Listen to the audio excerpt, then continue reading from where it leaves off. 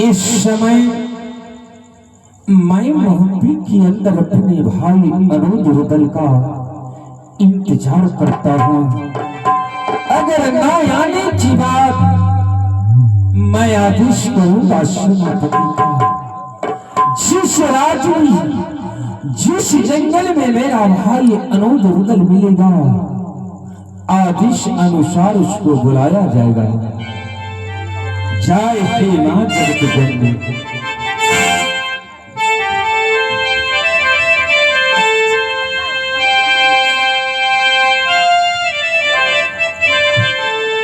सबसे पहले मैंने भैया की अदालत का अर्ज है। भैया के चरणों में सबसे पहले आज मैं बंदगी बजाऊंगा।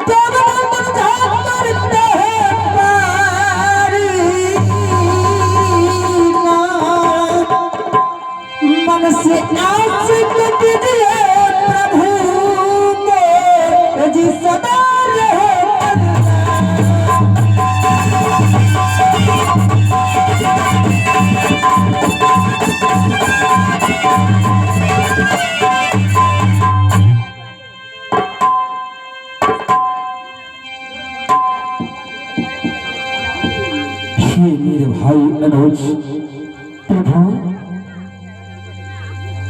आज इस वक्त मैं क्या देख रहा हूं? जब मेरे सिंहासन तक आता था तो तुम दोनों दोस्त मिलकर को मेरे सिंहासन तक आता था। ये मेरे अनुज सच बात है प्रभु। आज न जाने मैं तुझे अकेला देख रहा हूं। क्या तुम्हारे साथ तुम्हारा दोस्त नहीं आया? प्रभु दोस्त भी पीछे आ रहे हैं प्रभु। आप आसन ग्रहण करें, दोस्त भी आ रहे हैं प्रभु। क्या भाई उदय तुमसे पीछे आ रहा है? हाँ प्रभु। तुम सच बोलते हो? सच कह रहा है प्रभु। मैं अवश्य इंतजार करूंगा। ठीक है प्रभु, अवश्य इंतजार करूंगा।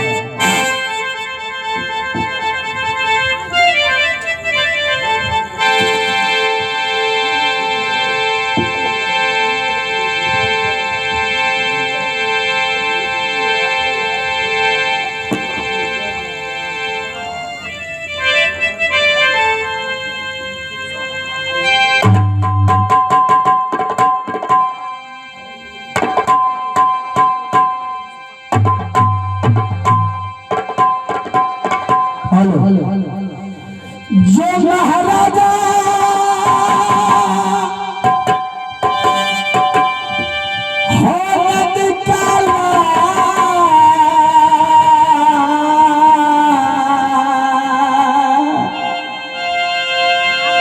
आरे बाबू जैसे से बदल